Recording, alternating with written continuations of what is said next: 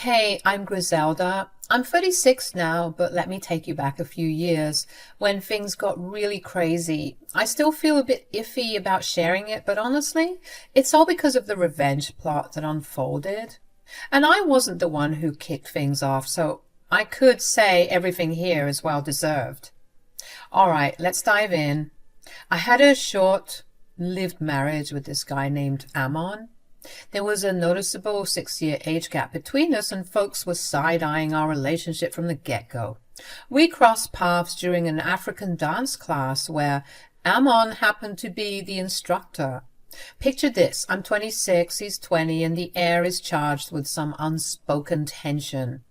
Amon, the dance maestro, wasn't shy about his interest in me.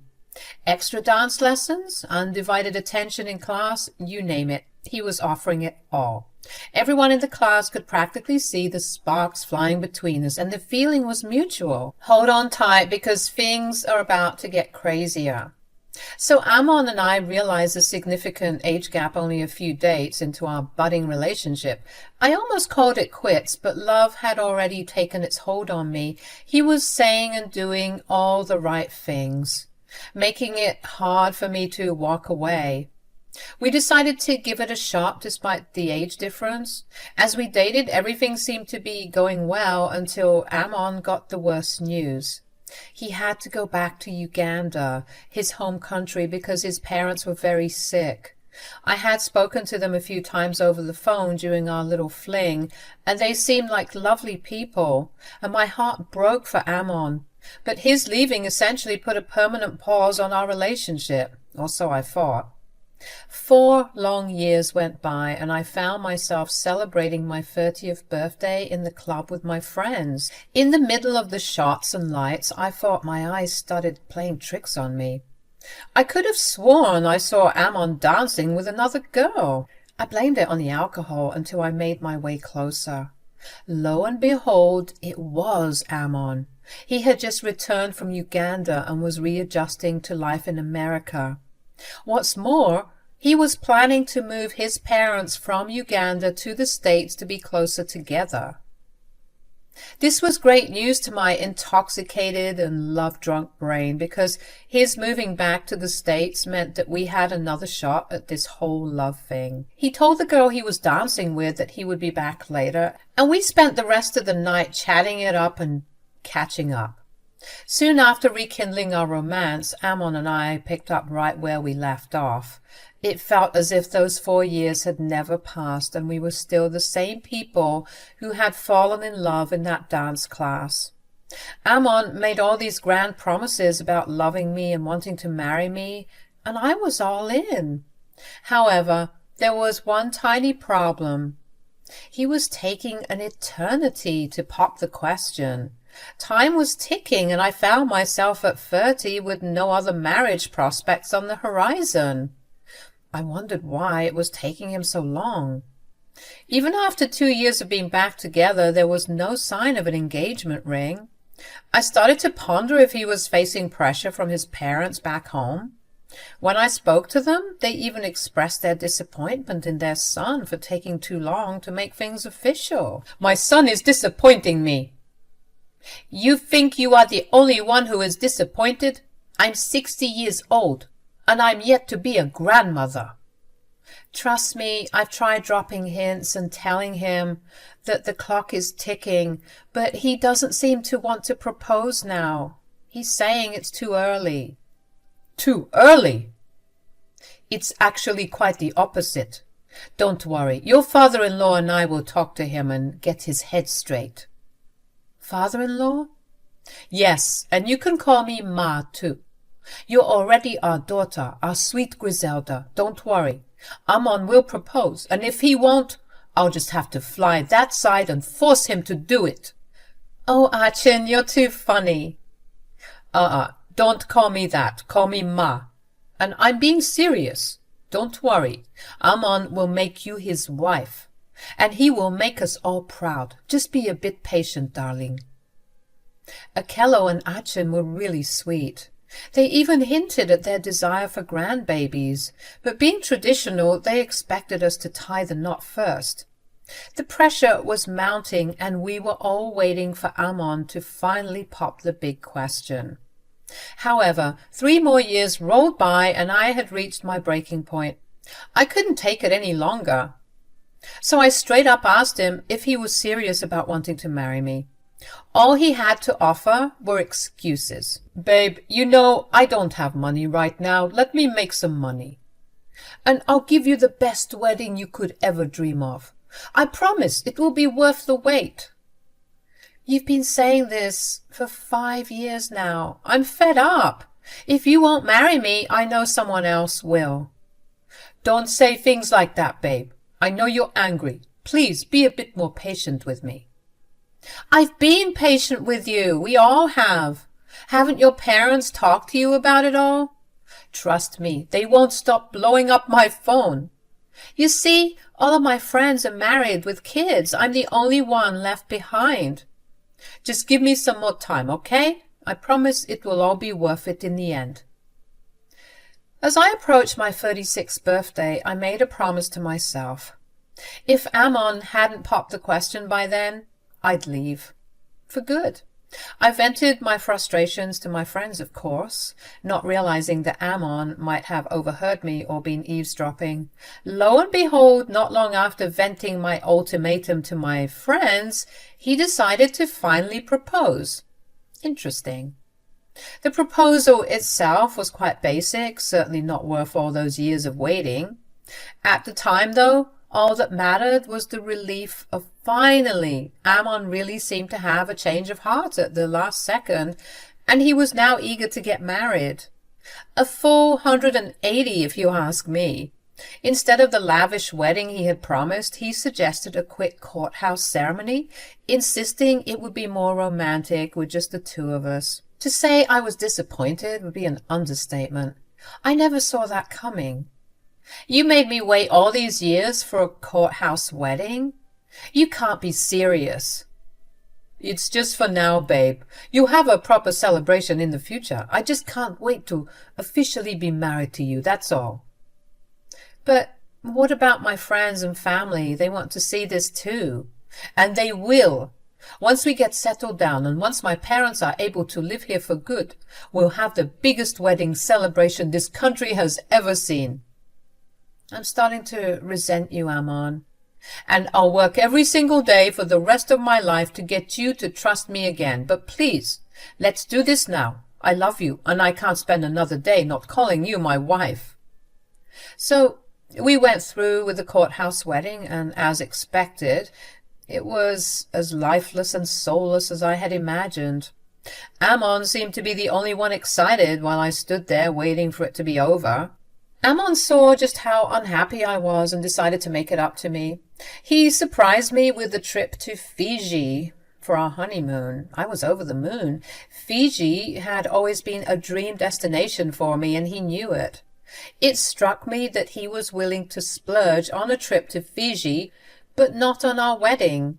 Then again, what were 2 flight tickets compared to a grand wedding? I decided to let it go and fully be present for the gift that he gave me. As we embarked on our journey to Fiji, the spark we had lost seemed to be coming back. Our honeymoon was beautiful, and we did all the typical couple things on vacation, strolling along the beach, enjoying romantic dinners and soaking in the sunsets. It was beautiful. I never wanted it to end. I was well on my way to forgiving my husband if he kept up this effort. Our 3 weeks in Fiji were magical, and I was starting to believe that maybe we could make our unconventional marriage work. However, duty called, and Amon had to cut our honeymoon short due to some pressing matters back home. The day of our departure arrived, and we were at the airport waiting for our flight when Amon suddenly had a case of the runs and rushed to the airport bathrooms. Gross, but he had to do what he needed to do. I waited for him, but after about 30 minutes I started getting worried. I began frantically searching for him, realizing that we might miss our flight because he was nowhere to be found. I asked the men entering and exiting the bathroom if they had seen an African guy wearing all black in the stalls, but no one had any information. I kept calling him, but he wasn't picking up, and panic started to set in. It was literally 5 minutes before we were supposed to board the plane when I finally received a text from him, and I almost dropped my phone in shock. "This marriage was a mistake. I'm sorry, but you have to go back home alone. I'm done with this. Don't contact me or my parents ever again." What? Are you serious right now? I tried my best to contain myself and keep my cool in the airport, but how could I? It was so humiliating. Feeling stupid and frantic, I ended up missing the flight altogether because I was continuously calling Amon, looking for him, or just a coherent answer. But nothing. All I got was nothing. A couple of airport staff members approached me asking if I was okay because they could clearly see I was distressed. They probably thought I had aerophobia or something. I assured them that I was fine, but deep down I was anything but. After pacing what felt like the whole airport, trying to gather myself and my thoughts, anger started to bubble up inside me. This guy wasted my time, and for what? I had no idea. I wasn't just going to sit by and do nothing about it.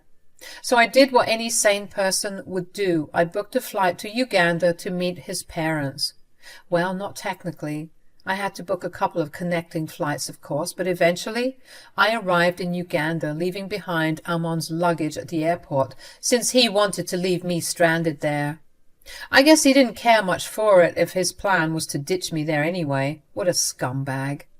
I already knew where my mother-in-law and father-in-law lived, as they had mentioned Kampala every time we spoke, and they had shared their address because I was supposed to visit them sometime soon, actually. However, they weren't expecting me this soon. I arrived at their home late in the afternoon after reaching the country early in the morning.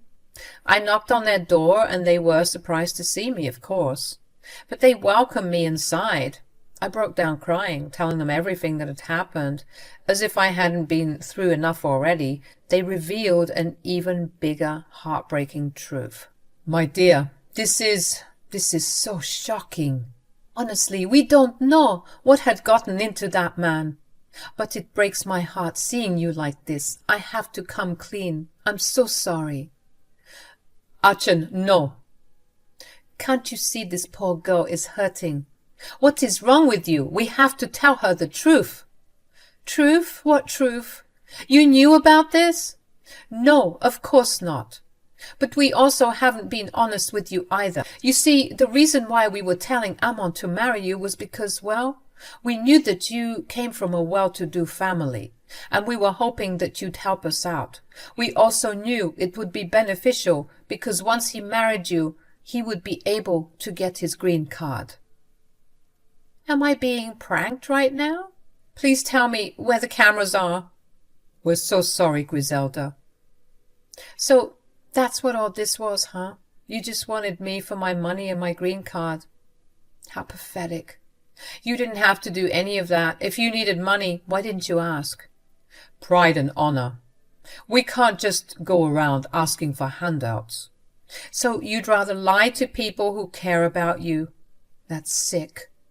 "That's the truth, Griselda. I'm so sorry you had to find out this way.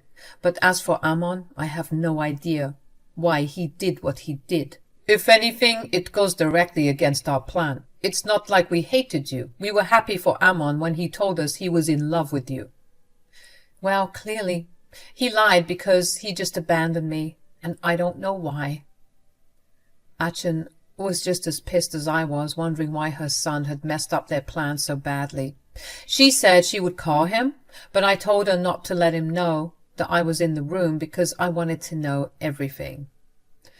Achin and Akello agreed, both already feeling pretty bad for duping me. When Amon's mother called, he picked up instantly. Clearly, he couldn't do the same for me. I think I called him like 10,000 times and there was complete radio silence, but he was all of a sudden available when his mother called. Despicable. They greeted each other and Amon asked why his mother was speaking in English, but she didn't want to answer him. Instead, she just started yelling at him, demanding to know why he did what he did. "Why did this girl tell me that you left her at the airport?" "What? She talked to you? Crap. I told her not to talk to you. Where is Dad? I'm here, son. What's going on? Nothing. Nothing is going on. It was just a prank. Yes, it's a prank. Really? Then why haven't you answered her calls? What are you doing, Amon? I can explain everything. Just give me a chance. As if the stars were aligning, I got a random barrage of texts coming from my Instagram. It was a lady named Jessie, and she sent me paragraph on paragraph about how she knew Amon. Not only did she know Amon, but she was married to him, and they had 2 kids together. Jessie from Kenya apparently had moved to the States in 2014, the same time I had met Amon. She told me that they were together for 4 years, got married, and had their babies during that time. She then told me that she was only now finding out about his secret affair with me, and she wanted some more details from me, telling me that we could work together to figure out this mystery and also attack Amon with the truth. I took a couple of minutes while my in-laws were arguing with their son, asking them why he left me, and in typical Amon fashion, he was struggling to come up with a good excuse. I felt like I was going numb, like I was leaving my own body because I just couldn't believe what was happening. This revelation was such a shock to me, and I was pissed at everyone all over again because I thought Akello and Achin were still lying to me. How could they know about this and not tell me about it, when we had just discussed the importance of being honest, because I was the victim in this situation? Even though my plan was to keep quiet on the call, I was so mad that I burst out shouting. Listen here, you dirtbag, I know everything. Who the hell is Jessie? Jessie? Griselda, where are you? How did you? Jessie? Don't act surprised, Akello. I thought that we were being honest with each other, but clearly I was wrong. What are you talking about, dear? Why the hell wouldn't you tell me about his wife? Wife? Oh, no. What wife? I can explain. You're telling me that you guys didn't know? Know about what? I started reading out the text messages I got from Jessie, and I watched Akello and Achin's faces drop as they realized that their son had been lying to them. What the hell is this, Amon? What is going on? I was going to tell you. Just so you know, being married to 2 people at the same time is illegal, Amon. You're going to pay for this. For everything that you've done to me and to Jessie, apparently. I mean, what the hell is wrong with you? What sort of a person lives 2 lives? Hold up. Wait a minute. Married to 2 people? Who's the second person? What? Achin, it's me. Me and Amon got married last month. Last month? Nobody told us about it. Really? He told me that he told you guys. Well, what are we supposed to expect from a liar? Well, it looks like lying runs in the family. Griselda, that's not fair. We didn't mean to hurt you. We didn't know about this Jessie, or the fact that you guys are married. Amon, why didn't you tell us? What happened to the plan? And who is this Jessie? You were married for 4 years and you didn't tell us? And I don't see why you wouldn't. You were literally here in Uganda taking care of your sick parents and... Sick? Who was sick?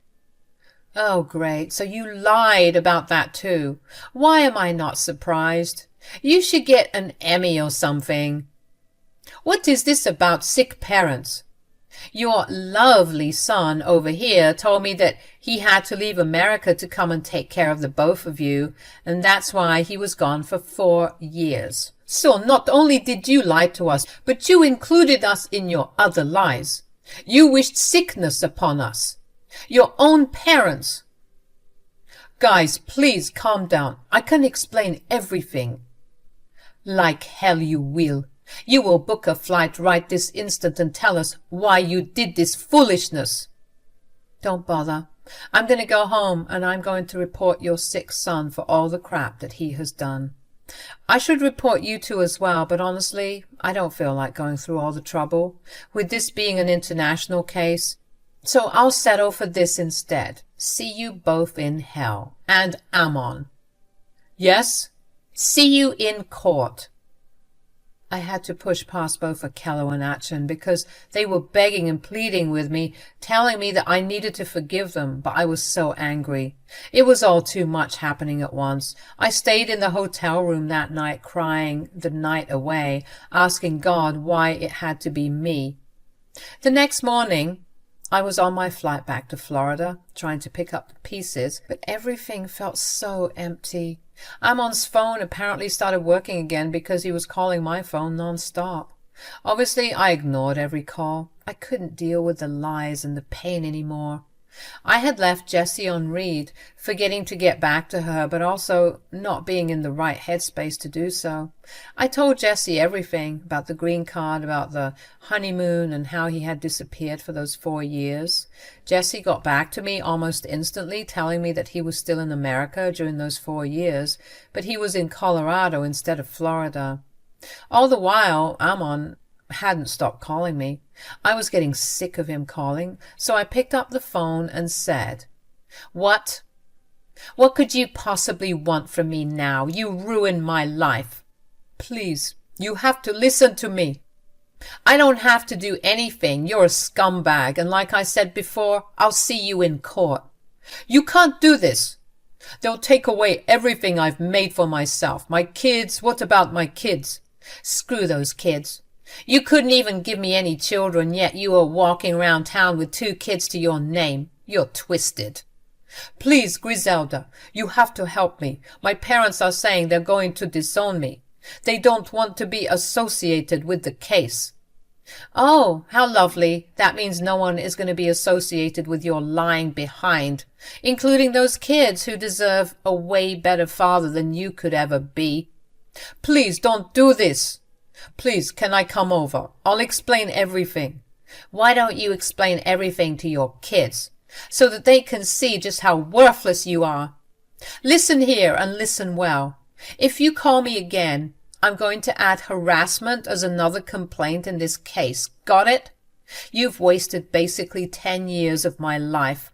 And you think I'm going to let you get away with it? I'm going to sue you for every penny you have before they ship you back to Uganda. Now don't call me again." I hung up the phone, but of course Ammon kept calling and texting, begging me for mercy because he didn't want to lose his kids. He should have thought about that before getting married to 2 people and trying to live a double life. I'm currently waiting for my case to be dealt with, and I'm suing him for bigamy, loss of enjoyment of life, as well as harassment. I'm going to get paid because I deserve this compensation.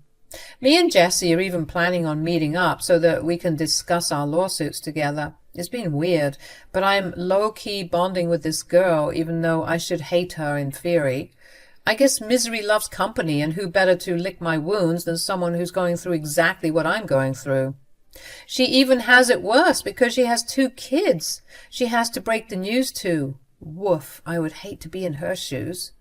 According to Achin and Akello, they're very serious about not wanting to contact their son, saying that he has brought shame to their family and that welcoming him home will be embarrassing because apparently word of this has traveled fast in Kampala, with people staring at Akello and Achin when they're walking about town. Serves them right as well, because they weren't completely innocent in all of this.